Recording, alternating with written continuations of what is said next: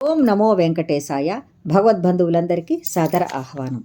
మన భారతదేశంలోని తమిళనాడులో ఉన్నటువంటి ప్రాచీన దేవాలయాలలో శ్రీరంగం ఎంతో ప్రఖ్యాతి చెందినటువంటి దేవాలయం. 108 శ్రీవైష్ణవ దివ్య దేశాలలో మొట్టమొదటి దివ్యదేశం, అత్యంత పురాతనమైనది, సప్త ప్రాకారాలతో ఉన్నది అయినటువంటిది, విశేషమైనటువంటిది ఈ శ్రీరంగం దివ్య దేవాలయం. అయితే ఈ శ్రీరంగ దివ్య దేవాలయం ప్రతిష్టాపన గురించి ప్రసిద్ధమైనటువంటి ఒక కథ ఉంది. అంతేకాకుండా రామాయణం ఉత్తరకాండలో కూడా ఈ దేవాలయాన్ని ప్రశంసిస్తూ ఉన్నటువంటి విషయం కూడా అందులో ఉన్నది. అయితే మహాప్రళయానంతరం మహావిష్ణువు నీటి మీద తేలుతూ మళ్ళీ సృష్టి ఎలా చేయాలి అని ఆలోచిస్తూ ఉంటాడు. అప్పుడు ఆకాశము, అగ్ని, వాయువు, నీరు, భూమి అనే పంచభూతాత్మకమైన బ్రహ్మాండం అతనికి మొట్టమొదట కనిపిస్తుంది. ఆ తరువాత అతని బొడ్డులో నుండి ఒక తామర పువ్వు మొలుస్తుంది. దానిమీద 4 ముఖాలతో బ్రహ్మ ఆసీనుడై ఉంటాడు. అతనికి విష్ణువు ఏం చేస్తాడంటే పరమ పవిత్రమైనటువంటి మంత్రాలు, పరమ రహస్యాలైనటువంటి శాస్త్రాలు అన్నీ బోధిస్తాడు. బ్రహ్మకు అన్ని శాస్త్రాలు బాగా అర్థమవుతాయి, కానీ జ్యోతిష్ శాస్త్రం మాత్రం బొత్తిగా అర్థం కాదు.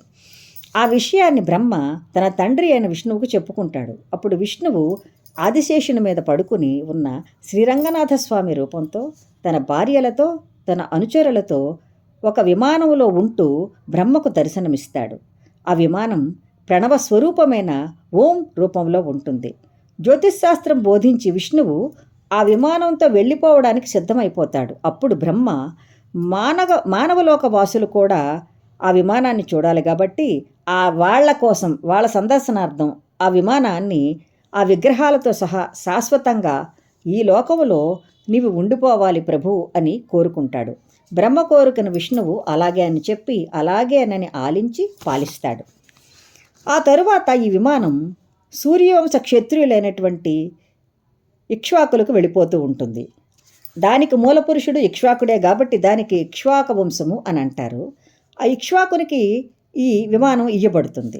ఇక్ష్వాకుడు ఆ విమానాన్ని తన రాజధాని అయినటువంటి అయోధ్యలో ఉంచుకొని పూజిస్తూ చాలా కాలం రాజ్యాన్ని పరిపాలిస్తాడు. తరువాత అది శ్రీరామచంద్రమూర్తికి చేరుతుంది. క్రమక్రమంగా శ్రీరాముడు ఏం చేస్తాడంటే అతనికి ఇహలోకంలో అవతారాన్ని పరిసమాప్తి చేసే సమయం ఆసన్నమవుతుంది. తిరిగి వైకుంఠానికి వెళ్ళిపోయే సందర్భంలో అతడు ఈ విమానాన్ని విభీషణుడికి ఇవ్వడానికి సిద్ధపడుతూ విభీషణుడితో చెప్తాడు, మిత్రుడా విభీషణ, రావణ సంహార సందర్భంలో నువ్వు నాకు చాలా సాయం చేశావు. నేను ఇప్పుడు నీకు అవతారాన్ని చాలించే సందర్భంలో ఒక విమానాన్ని ఇస్తూ ఉంటాను. మా కులమస్వామి అయినటువంటి ఈ విమానం అంటే ఇది శ్రీరంగనాథ స్వామి విమానం కాబట్టి దానిని నీకు ఇస్తాను. నువ్వు దానిని స్వీకరించి మీ లంకాద్వీపానికి తీసుకుని వెళ్ళి అక్కడ నెలకొల్పి పూజలు అవి చేస్తూ ఉండు అని చెప్తాడు. అంతేకాకుండా నువ్వు తీసుకుని వెళ్ళేటప్పుడు మాత్రం చాలా జాగ్రత్తగా ఉండాలి. ఎందుకంటే ఈ విమానం ఎక్కడైనా నేలపైన పెడితే అది భూమిలో పాతుకుపోతుంది, మళ్ళీ బయటకు తిరిగి రాదు. కాబట్టి నువ్వు గమ్యస్థానాన్ని చేరే వరకు కూడా ఈ విమానాన్ని నేల మీద మాత్రం ఎట్టి పరిస్థితుల్లోనూ దించవద్దు. ఒకవేళ దించావంటే మాత్రం ఇది మళ్ళీ అతుక్కుపోతుంది, కానీ మళ్ళీ నీకు బయటికి రాదు అని జాగ్రత్తలు చెప్పి పంపిస్తాడు. విభీషణుడు శ్రద్ధాభక్తులతో ఆ విమానాన్ని అందుకొని స్వామికి నమస్కరించి లంకాద్వీపానికి తీసుకొని వెళ్ళిపోతూ ఉంటాడు. దారిలో అతడు కావేరీ తీరానికి, అంటే ప్రస్తుతం శ్రీరంగనాథ దేవాలయం ఉన్నది అక్కడే, ఆ కావేరీ తీరం దగ్గరే ఉంది, అక్కడికి చేరుకుంటాడు. అప్పటికి మధ్యాహ్నం అయిపోతూ ఉంటుంది. మధ్యాహ్నం సంధ్యావందనం చేయడానికి వేళ అయిపోతుంది. అక్కడ కావేరీ నదిలో స్నానం చేసి సంధ్య వార్చుకుందాం అనుకుంటాడు విభీషణుడు. అతను అట్లా అనుకుంటున్న సమయంలో దగ్గరలో అతనికి ఒక బ్రాహ్మణ బ్రహ్మచారి కనిపిస్తాడు. ఎందుకంటే ఈ విమానాన్ని కిందకి దించకూడదు కదా, ఎవరి చేతికైనా ఇవ్వాలి.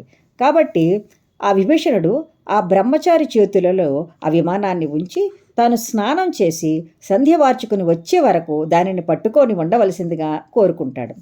ఆ బ్రాహ్మణ బాలుడు ఫలానా ఇన్ని గడియల వరకు దానిని పట్టుకుంటానని, ఈలోగా రావలసిందని విభీషణుడితో చెప్తాడు. మీరు కొంత సమయమే నేను పట్టుకుంటాను, ఎక్కువసేపు ఉండలేను, కాబట్టి ఈలోపు మీరు రండి అని చెప్తాడు. దానికి విభీషణుడు ఒప్పుకొని విమానం బ్రహ్మచారి చేతుల్లో ఉంచి కావేరీ నదిలో స్నానానికి వెళతాడు. స్నానం చేసి సంధ్య వార్చుకుంటాడు. కానీ బాలుడు పెట్టిన గడువు దాటిపోతుంది అప్పటికి. విభీషణుడు ఆదరాబాదరాగా పరిగెత్తుకుంటూ వస్తాడు. తాను పెట్టిన గడువు దాటడం చేత ఆ బాలుడు ఆ విమానాన్ని అక్కడ క్రింద పెట్టేస్తాడు. అది అక్కడ అతుక్కుపోతుంది. సంధ్య వార్చుకుని విభీషణుడు ఆదరాబాదరా వస్తుండడం చూసి ఆ బాలుడు పారిపోయి అక్కడ ఉన్న ఒక చిన్న కొండ మీద ఉన్నటువంటి వినాయకుడు ఆలయంలో దాక్కుంటాడు. నిజమేమిటంటే ఆ బ్రాహ్మణ బాలుడు ఆ గుడిలోని వినాయకుడే. ఆ విమానాన్ని అక్కడ నెలకొల్పడానికే ఆ వినాయకుడు ఈ విధంగా చేస్తాడు. ఆ శ్రీరంగ విమానం అక్కడ పెట్టించాలనేటటువంటిది ఉన్నది కాబట్టి ఆ బ్రాహ్మణ బాలుని రూపంలో ఆ వినాయకుడికి అక్కడికి వచ్చి అలా చేస్తాడు. ఈ మోసం విభీషణుడు తెలుసుకుంటాడు. అతడికి చాలా కోపం వస్తుంది. వినాయకుడి గుడిలోకి కోపంతో వెళతాడు. వెళ్ళి ఆ వినాయకుడి తల మీద ఒక పెద్ద దెబ్బ కొడతాడు. ఆ దెబ్బకు అతని తల మీద ఒక సొట్ట కూడా పడుతుంది. ఆ సొట్ట నేటికి కూడా ఆ వినాయకుడి తల మీద అట్లాగే ఉంటుంది. ఆ వినాయకుడి దేవాలయాన్ని ఉచ్చిపెళ్ళయార్ కోవిల అని నేడు పిలుస్తూ ఉన్నారు. అది తమిళనాడులో ఉన్నటువంటి శ్రీరంగ క్షేత్రానికి దగ్గరలో ఉన్నటువంటి వినాయకుడి గుడి. ఇప్పటికీ కూడా అందరూ వెళ్ళి ఆ దేవాలయాన్ని చూడవచ్చు. వినాయకుడిని కొట్టి విభీషణుడు తిరిగి విమానం దగ్గరకు వస్తాడు.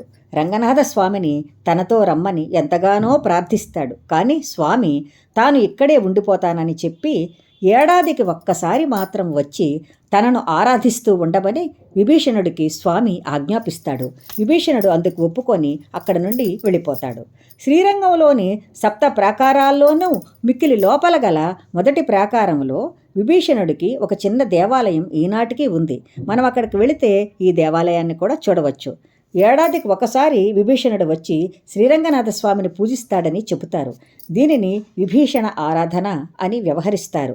శ్రీరంగనాథ స్వామి ఎల్లవేళలా దక్షిణాభిముఖుడై తన ముఖ్య భక్తుడైన విభీషణుడిని చూస్తూ ఆశీర్వదిస్తూ ఉంటాడు.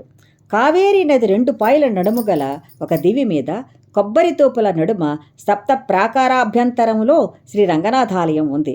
శ్రీరంగ నగరం యావత్తు ఈ సప్త ప్రాకారాల నడుమననే ఉంది. దీనిని భూవైకుంఠం అని అంటారు. మా అదృష్ట భాగ్యం వల్ల ఒక 2 మార్లు ఈ శ్రీరంగ క్షేత్రాన్ని దర్శించుకోగలిగాము. ఎవరైనా కూడా శ్రీరంగ క్షేత్రాన్ని తప్పకుండా దర్శించుకోవలసి ఉంటుంది. శ్రీరంగ క్షేత్రాన్ని కనుక దర్శిస్తే వైకుంఠంలో ఉన్న శ్రీమన్నారాయణుని దర్శించినట్టే లెక్క. శ్రీ వైష్ణవులకి ఇది ఎంతో ఇష్టమైనటువంటి ప్రీతికరమైనటువంటి క్షేత్రం. శ్రీ విష్ణు భక్తులందరికీ కూడా ఎంతగానో ఇష్టమైనటువంటి క్షేత్రం. భూవైకుంఠం అనే ప్రసిద్ధి గల ఈ రంగనాథ క్షేత్రంలో వైకుంఠ ఏకాదశి ఎంతో ఆడంబరంగా గొప్పగా చేసుకుంటూ ఉంటారు. సర్వం శ్రీ వెంకటేశ్వర చరణార్పణమస్తు. స్వస్తి.